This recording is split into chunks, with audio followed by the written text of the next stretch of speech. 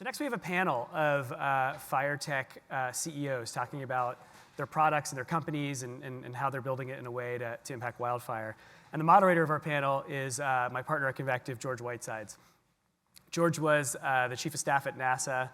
He was the CEO of Virgin Galactic for 10 years, where he helped pioneer commercial space flight. And he draws a lot of really interesting parallels between what happened in space, partnering between the public sector and the commercial sector, and what could be the case in wildfire. So he's really just got a unique perspective. He helped Matt start Megafire Action, and he's a candidate for the House of Representatives down in Southern California. So please welcome George Whitesides.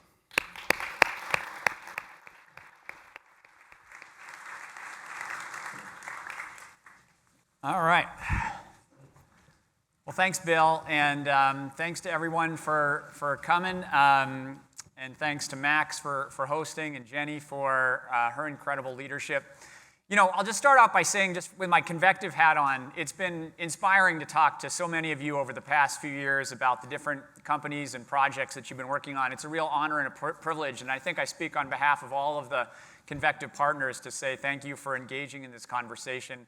I think it was really great that Michael centered us on communities and the frontline workers who are doing the work to protect our communities.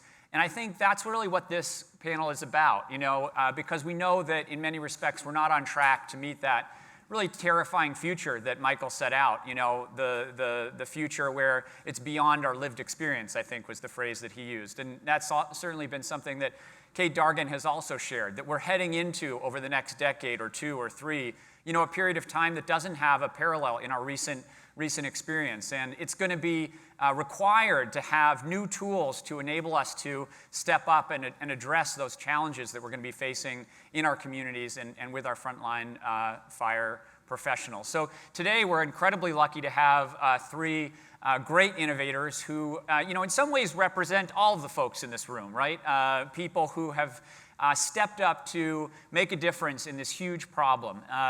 And so we'll introduce them all, and hopefully have a conversation that not just gets into sort of the specifics of your companies, although we want to make sure that we address those, but also to sort of dig into some of the challenges and opportunities that are sort of broader for the entire industry. So we're super lucky to have, let's see, on the far side, Anukool Lakhina, who is the founder and CEO of BurnBot. We have Sonia Kastner, is the co-founder and CEO of Pano AI. And Jason Brooks is the founder and CEO of Whitesides. So thank you all for being here. Let's see if there's anything else that we want to say. And I think, you know, as we go through this conversation, what we really want to do also is draw that connection between, you know, what's real now, what's the impact that you're having on the communities that you're working with and for, but also looking out to the future. You know, as we look into that future, 10 years in the future or even longer, you know, how can your companies and how can the companies out in this help the professionals and the communities that you're working with? So why don't we just start so that we're all calibrated on the companies themselves. Jason, do you want to start? Just tell us a little bit about your company, and we'll just go down the line so that we're all familiar. Sure. So it's Jason Brooks, CEO and co-founder of Whitesides. We provide the software that's used by a lot of fire agencies and communities as they're adapting to wildfire. So they use our software to assess the risk in the built environment and then prioritize those actions, and ultimately all the tools to deliver the resources needed for the community, whether it's grants, funds, access to chipping, or whatever the other tools are. And so we're now in about 4 states throughout the western United States. Fantastic. Sonia? Hi, everyone. Pano AI is a growth stage startup based in San Francisco, about 50 people. And we're focused on delivering actionable intelligence that can make fire management safer and more efficient. Our first product centers on a network of mountaintop cameras that we deploy and manage. And we combine the camera data with other sources of data like 911 feeds and satellite feeds, and we apply artificial intelligence to detect the first signs of fire and push automated alerts with location information to private sector emergency managers as well as fire agencies, city, state, county, local. And our solution is used during fire season to aid in suppression, often in combination with aerial resources to enhance a rapid initial attack strategy. Our solution is also being used by fire agencies to more safely monitor prescribed burning during the rainy season. And it's actually, I'm excited to be following Michael Wara and Governor Newsom here because, and Jenny Biggs. We founded Pano 3.5 years ago, inspired by research out of the Moore Foundation, as well as the success stories in California of a nonprofit camera network combined with an increased investment in aerial resources. And our goal with Pano was to spread this technology across the globe. And we're now active in 8 states in the United States, 5 states in Australia, also in Canada, and we're just getting started. All right, thanks so much. Anukool? Hello, everybody. I'm the co-founder and CEO of BurnBot. BurnBot's mission is to, like many of us here, to prevent destructive wildfires. And the way that we are trying to go about solving that problem is to really amplify our capacity to scale fuel treatment. So as we heard from Michael Wara and others, the pace and scale at which we need to be doing fuel treatment is in stark contrast to what we can do today. There's about a 100x gap. And what BurnBot's trying to do is really bridge that gap. So the way that we do this is we build and we operate machines that can amplify our capacity to scale fuel treatment. I hope you will all have an opportunity to step out and see the machine. We actually do have the BurnBot parked outside. I hope you'll also get a chance to meet some of the BurnBot team, my co-founder and our CTO, and really the creator of the technology, Lee Haddad, is here. Stand up, Lee. There he is. And also Simon Weibel, our head of field operations, is here. So I hope you'll get to see this technology, give us feedback on the technology. But our mission really here is to get more fuel treatment done safely and scalably. All right, terrific. Okay, so why don't we start out by just getting to like a real world example of how your company has like interacted with wildfire or the community. So does somebody want to start off with sort of an example of, tell us about something, real, that's concrete, that's actually happened with wildfire today? Sure, I can start. Jason, you want to start? Yeah, so our software is used in a range of communities, all about getting homeowners to take action, right? Like we've heard all these different parts of the ecosystem. All we think about at Fireside is can we get homeowners to actually do their part, do fuel removals, do the home hardening kind of work. And so I think the things we're super excited about and kind of actually seeing the impact on, there was 150,000 hours of people that we activated. We can measure it. We can see that homeowners actually took action to do work. We did 41,000 acres of what I'll call like zone 0, zone 1 fuels treatment. So this is homeowners doing all the work around their structures. It's not the big scale stuff like out here, but close into those homes. So super excited about that. We've had a couple of feedback examples where fire has threatened areas where homes have been threatened that have been evaluated and used our software, and those homes have all survived. Yeah, amazing. Well, I might cheat and do 2 examples. On the prescribed burning side, our first prescribed burn using Pano was led by Chief Ballantyne, who's here in the audience today from Aspen, where they used 4 of the Pano stations combined with our AI algorithm to make sure the prescribed burn stayed where it was meant to stay. On the suppression side, one example is the Kutch fire from 2023 in Oregon, where Pano detected the solution within a couple of minutes. We used our software to triangulate the location and push that alert out to first responders and emergency managers at Portland General Electric. The 911 call about that fire didn't come in for 15 minutes later, and the call that actually had any location information that could direct resources was 30 or 40 minutes later. And this was on red flag condition days. This allowed first responders to get to the fire faster, contained it at 2 acres, no structures destroyed, no one injured. Incredible. Anukool. So following this tradition, I'll give 2 examples as well. So one example that I'm particularly proud of is when we partnered with the Central Coast Prescribed Burn Association and CAL FIRE to do a prescribed burn in August on a grassland property in San Benito, 94 Fahrenheit, 14 or 16% relative humidity. These are conditions that traditionally you'd be crazy to put good fire on the ground in those conditions. But we were really excited about this because we could bring in our control burning machine, our RX machine, and we could do a black line, and that really allowed the Prescribed Burn Association to come in and safely ignite, and do that all within the permitting time that CAL FIRE had given, that had assigned to this. So that's example one, which I was pretty proud of, because it really got to see how technology can work with workforce to really amplify and broaden safe prescribed fire operations. The second example I'll give is a recent project in our forestry division where we are doing a 2,600-acre fuel break in the Calvert County area, where we're really protecting the water district that supplies water to about 1.5 million residents. And what excites me about this one is we have 2 years to do this program, but we're going to finish it in 1 year. And this is the power of amplifying our boots on the ground with the right kind of technology. You can really get to the pace and scale of doing these programs faster, within budget, and also higher quality. So those are two examples that I want to just list out, which give me hope that technology, when applied intentionally and mindfully, can really amplify capacity. Cool. Those are all really powerful examples. And I think it's important to center ourselves in sort of real-world examples. So now I want to pull back a little bit, and I want to talk about why now. So one of the things that I'm most excited about, I was lucky enough to be a part of sort of the revolution in space technology that's happened in the United States over the last 2 or 3 decades, where we went from something that was sort of more tightly controlled to a broader ecosystem, generated more jobs, created profusion of innovative technologies that actually helped the U.S. lead in a lot of different ways. And I see actually some parallels to what we're all going through now in terms of new approaches. But anyway, I don't want to answer the question. I'd love to hear from you sort of.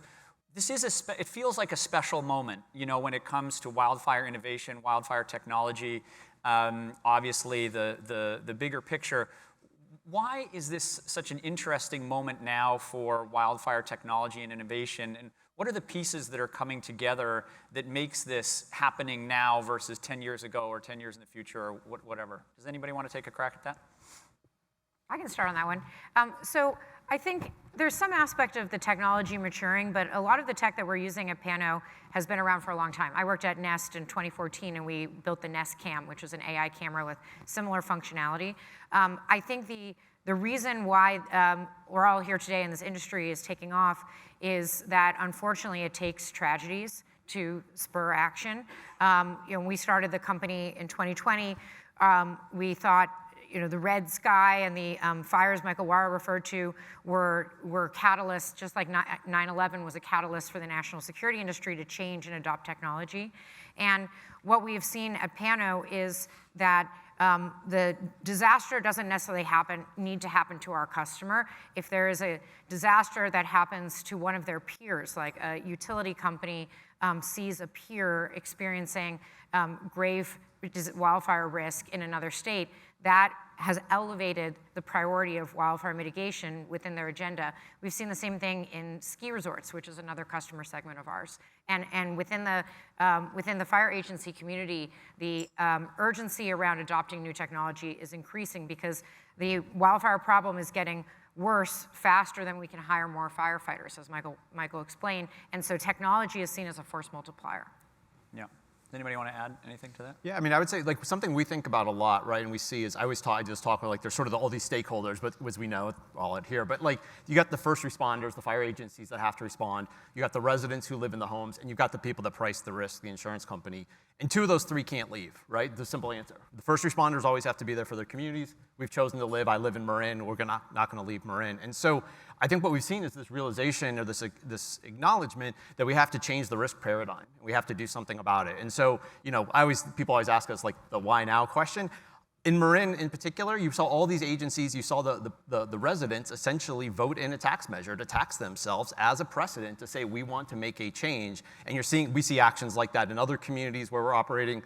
And I think that the political will, the need from the residents, if you will, is sort of all then driving it out. And I think the other thing I would just comment on is, I mean, there's places, and no disrespect to my fire agency partners, we go in sometimes, we replace paper, right? I mean, like, so you think about that. Like, we come in with technology, and these people are trying to, like, do a mission, and we're replacing paper. And so there's also just this need of, I need to get to more homes, I need to get to more structures, I need to do more work. And so the technology lets them get 5, 10, 20x more efficient. And so those kind of catalysts all drive things. Yeah. Yeah, I think I'll echo what you guys have said. I think 2020 was, for me personally, was kind of the red sky, orange sky. We woke up to that. I remember when Chief Tom Porter at that point said, it was a very chilling quote. He said, "Every acre can and will burn in California." That was a really chilling statement to read, and that too from the Cal Fire chief. And so I do think that there's a recognition that there is no silver bullet. If there was one, we would have long used it, to be honest. So I do think there's an awareness that it's going to take all of us. It's going to require an interdisciplinary kind of team to come together. I also think, when we started down this path, we had to develop new technology to an area that hasn't usually adopted new technology. And so my first nervousness was that, are we going to face a lot of resistance? And one of the burn bosses that we work with, he came after at a Trex event, he saw our machine do the work, and he came and he said, "Hey, are you going to put me out of a job?" And I think he was joking, but there was a serious concern there, that the way he phrased that. And it was a concern that I also had. But as we have worked with the community, what we have found is the scale of the problem is so large, and the gap is so huge that anything that can amplify and can kind of give us more, be a force multiplier, like Sonia said, is really welcome. So now we find ourselves in a position where technology is not like, and look, Silicon Valley does create a lot of frivolous tech. I'll be the first one to say that, right? So I'm not trying to say that, hey, technology is a solution here, but I think when you apply it mindfully, with intention, and work it in concert with the boots on the ground, I think you can get those amplification effects that, frankly, we do need. Yeah, I agree.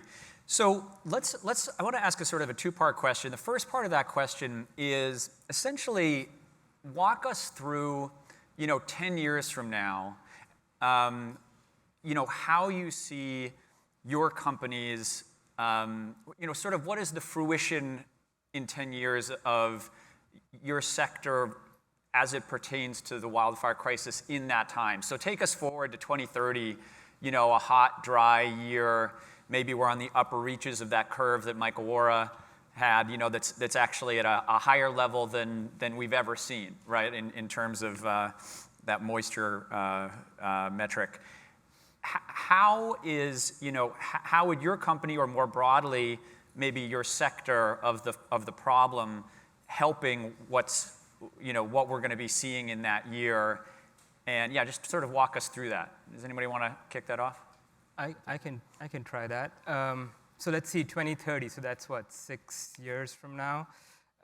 So I don't think we can magically wish away, or we should wish away wildfires, because there is beneficial fires. But I do think that we can make destructive wildfires, the ones that destroy our communities, our property, our critical infrastructure, our sensitive habitats, a distant memory of the past. I think we can make it a nightmare that we all live through, but are not reckoning with. And I think the way I envision this is, what I would love to see is a really vibrant fuels workforce that is tech forward, that is really stepped up by 100x the fuel treatment capabilities that exist today.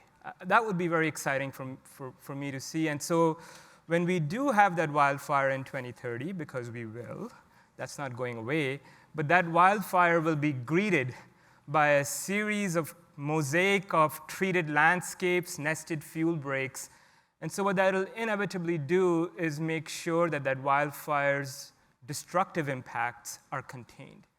So that would be a really beautiful place to end up. And we're seeing the first signs of this already, and this is what gives me hope for it. As a technologist, I am an optimist, but even in the small treatments that we have done today, what we find is for every acre that we blackline with our technology, it opens up 40 acres to be treated. So that's a 40x right there. And so I imagine, could it be a way that we are actually working in concert with the workforce and we actually can get to the 40x, 50x amplification that is needed so that in 2030, these fires are happening, but they're not destroying our habitats, they're not destroying our communities. Let me just follow up. So what do you mean by that ratio? I don't think I fully understand. What's that 1 to 40 ratio? One of the hardest things that we have learned in kind of scaling prescribed fire, there's weather constraints. You can only put fire on the ground at certain times. Too dry, the fire will damage the soil. Too wet, the fire won't stick. You can also only apply prescribed fire in, there are smoke-sensitive communities. You can't put fire under a transmission line. You'd be crazy to do that. So even though we know prescribed fire is this ecological tool, we can't apply it in many areas to reduce ignitions. One of the things that we have seen is if you take prescribed fire in a synthesized approach in an enclosed chamber like we do, we can actually bring prescribed fire in areas that historically you wouldn't be able to apply it. And so what we have seen is when we do our black lining operations, we really simplify one of the hardest things in prescribed fire operations, which is making the edges, kind of segmenting these units, building these control lines. And so once you've built a control line, it opens up all the acres inside to be treated. So 1 acre of a control line, okay, now I get it. So it's a perimeter area ratio, right? That area inside becomes safer to ignite. That can be done with smaller teams, that can be done with much lower smoke impacts. So you could take entire large landscapes and almost chunk them up, checkerboard them, segment these units into smaller units, and then each unit can be treated independently of the others. And that's what we're already seeing promising signs of. Okay, so here's, not only does technology simplify the most labor-intensive part of prescribed fire operations, but it also opens up more acres to be done if you have your units segmented. I understand now. Yeah, that's really interesting and exciting. Sort of the pixelization, in some ways of the landscape. Sonia, take us through, 2030, 2035, whatever you want to choose. Yeah. Talk about Pano AI in that world. Absolutely. So, first of all, I'm, especially being in this room today, I'm optimistic that by 2035, not only will we have taken all the successes from California from the past 5 years and spread them across the globe, but that more and more innovations will be released during that period as well. And for Pano specifically, by 2035, our goal is to have all high and medium fire risk area covered with Pano stations. And the Pano stations have a 10-mile plus range, and we estimate we would only need 15,000 Pano stations to cover all high and medium fire risk area in the United States.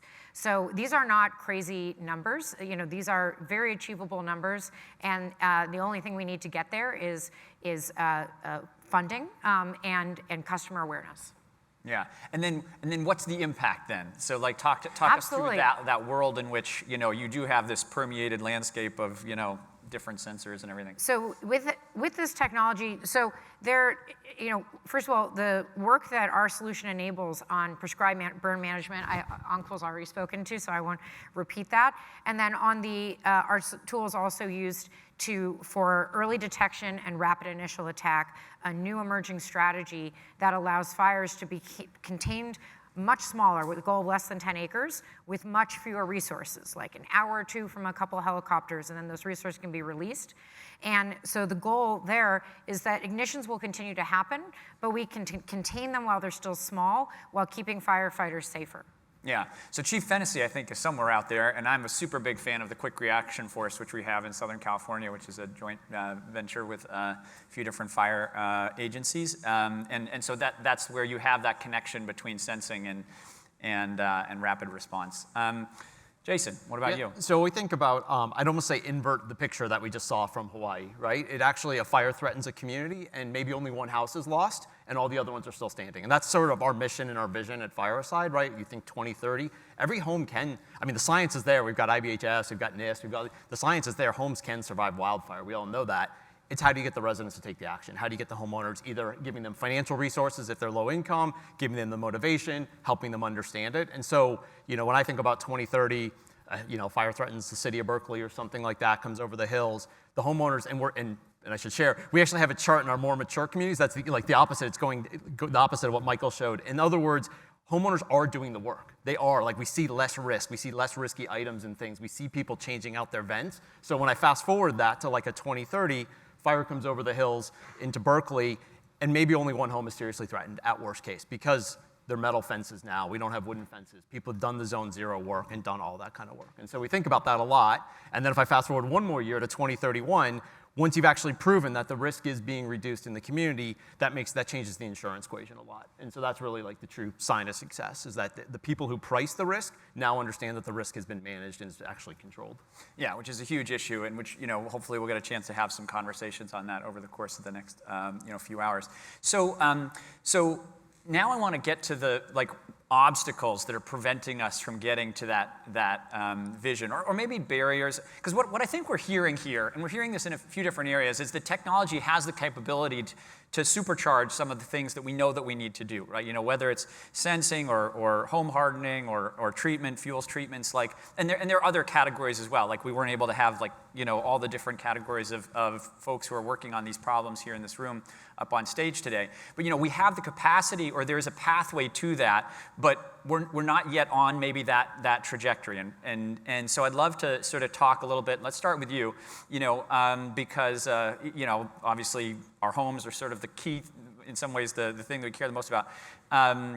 Talk about the both ways, either the barriers, the things that make it hard, to achieve that vision, or if you want to turn it the other way, what are the opportunities? How could we supercharge this in a way that would really, protect Western communities or cities or whatever? Yeah, what would you say to that? Yeah, it's interesting. So there's a couple ways that we sort of unpack that. First of all, a lot of times, I would say the government agencies or fire agencies or the communities, they're using GIS software, which is awesome, right? Like GIS is super important, you need maps kind of things. But what we're talking about, what Fireside is talking about, is like human behavior, getting people to take action, to rethink their zone 0, to rethink these kinds of things. And what I always tell people is, I'm like, Home Depot is not marketing to you on GIS software. They're using marketing tools, right? And so the objection or the challenges sometimes is, truthfully, is getting community leaders and our different partners there to think in terms of you're doing behavior change. You're trying to convince people, and it's a journey, it's an adaptation, and you should use tools for that, not just sort of think I want to see things on a map. Again, no disrespect to GIS, we love it. It's just use the right tools for the right situation. And so I think when you talk about objections or challenges in there is, it's getting people to think more in a marketing mindset, a behavior change mindset, than just I've got to run the same plan over and over again and keep saying it over. I'm just going to brainstorm with you here. So what if, your software identifies, I don't know, the 15% of the community or the 30% of the community that's most important for protecting that community from a conflagration, and it just routes, $5,000 or something to each person, and then they can go out and procure those services or something like. You know what I mean? That you become, in some ways, the marketplace to push this funding that's needed to get out there. So without speaking, I won't name who they are, but without speaking, that is happening. Yeah. That means actually, if you understand all the risk in the built environment, then you can start to do things like prioritize that risk, dynamically understand what that risk is, what the risk is to all the other structures around it, and then you can then prioritize what are the right resources. And some people may be house rich, cash poor, they may be low income, they might just need to be motivated, right, with some type of enforcement action. Whatever those tools are, you can bring those tools in to do that. So exactly what you're saying is starting to happen. Yeah, because it seems to me that it's going to be super expensive to do it for every house in the West. But if you can sort of intelligently, figure out what are the most important or the most at-risk houses, and then channel resources to that, you might be able to protect the community. Well, I think so. And then the only other point I'd make that we see is really interesting. Frank Freewald is out there somewhere. Frank, where's Frank?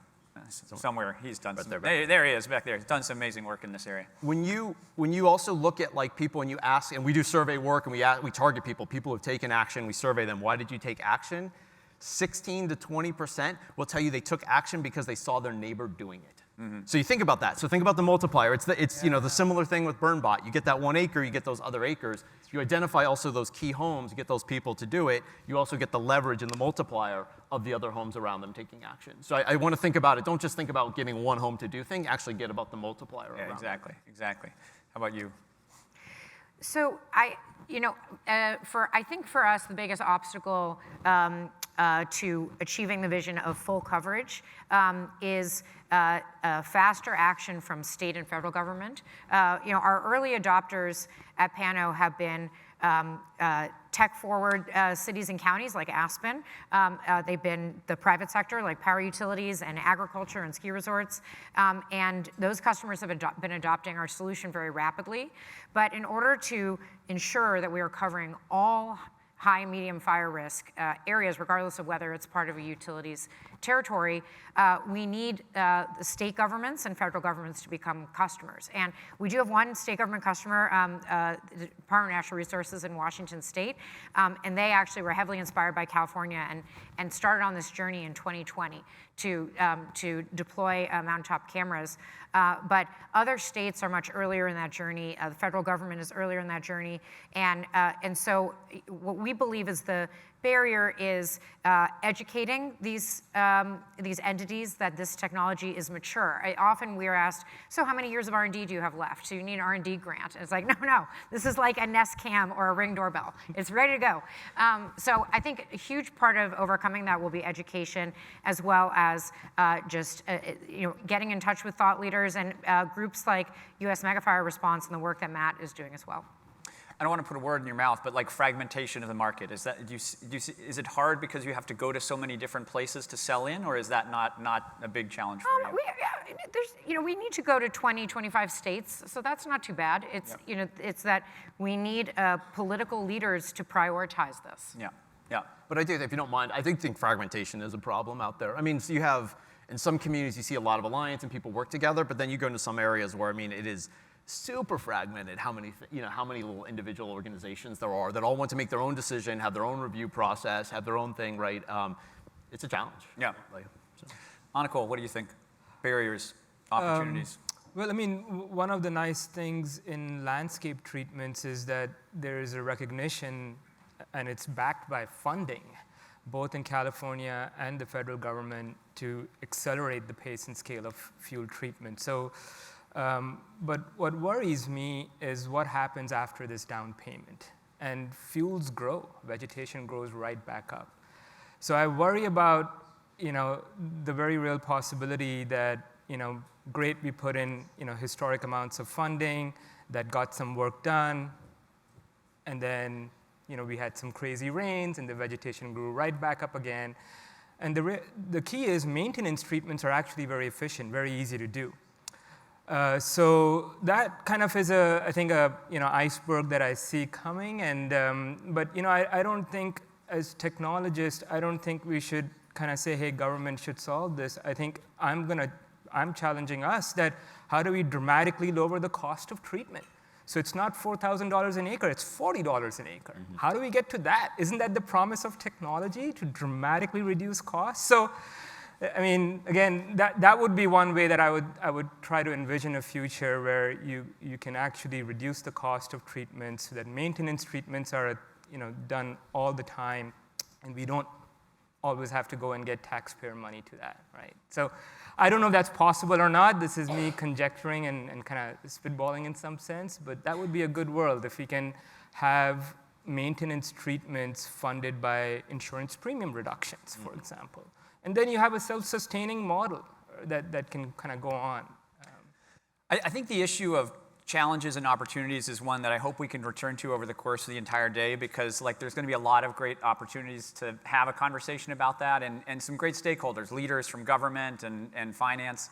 Is Brett out there? Brett, are you out there somewhere? Maybe he's outside of the room. But they're great people who have their own perspective on this issue, and we want to make sure that we really have that conversation, because this is the kind of venue where we can communicate what those challenges are and actually take action on those challenges so that we can reach that 10x or 100x future that you're all sort of working so hard on. Okay, so now I want to close. We're on the tail end here, and we probably want to save a couple minutes for Bill to keep things on schedule. I want to take things to the personal here. And you're all entrepreneurs, right? You're working in wildfire, but you're entrepreneurs. And it's a hard road to hoe that you're taking. You're bootstrapping this thing. You're working on it. Just tell us, what sort of, when you get up in the morning, gotta hit it hard again. What gets you up? What keeps you motivated to attack this problem? What is at the core for you that that motivates you to do this every day? I'll take it if you want. So I mean, there's two things probably, like one personal, one macro, right? The number one dashboard, you probably picked this up from our theme now, the number one dashboard that we look at is how many residents did we get to take action yesterday? Simple thing. What did we get you to do to help, whether it was breaking off your leaves, putting your trash can, getting it out of zone 0, whatever it is, and we measure all that, and so that's the number one KPI. And so I just look at that and I see that trend going up, and I see it especially going up at like peak fire season and red flag area, and that it's working, right? It's as simple as that. You're like, hey, those are homes that are a little bit safer. On a very personal level, right? I live in Marin. I don't want my kids to breathe smoke. I don't want anyone else's kids to breathe smoke. I don't want them to go through some of the shared experiences that we've had to go through. And so, as Michael's go back to it, that chart's going that way. We've got to do other things to dent that curve, and I'm doing everything I can to dent it. Awesome. Sonia? Well, for me, I've been a long-time climate crusader. I've been working off and on in climate tech since 2007. But of all the climate companies that I've worked for, Pano has the most tangible, gratifying impacts that we can see. During fire season, we get calls from our customers multiple times a week saying, oh my God, yesterday Pano pushed us an incident, you gave us the information we needed. We were able to contain that fire at a structure. It never moved to the fire, the forest behind the house. Your technology allowed us to bring in aerial resources and prevent this from becoming a mega fire in really dangerous conditions. And so it's incredibly easy to stay motivated when you're getting thank you calls day after day about actual incidents where the technology is making a difference. Yeah, I just echo what you said, Sonia. I mean, in my previous company, we would sell data analytics software to large Fortune 100s to help them reduce cost and maximize profit. And honestly, that was kind of soul-wrenching after a while. And like, all right, like hard to wake up today to kind of make the Fortune 50 make more money. But BurnBot, I'm really blessed with an amazing team, but it's very easy to stay motivated because the feedback that we get, I mean, I've never had in my entire career someone come up to me and say, this is a godsend. Like that adjective, like holy moly, or like this will save lives. Like, how can you not stay motivated? I would invite everybody to come in and work in fire tech because it's an easy problem. It's something that relates to all of us. And I think unlike other doomsday climate disasters, like this is one where we have agency on. Like this is something that, if we act now, we act with purpose, we act with velocity, we can do something about it. So I think the motivation part is the easy part, I would say, George. Yeah, I think that's a great note to end on. Yeah. I agree. Let's have a big round of applause for our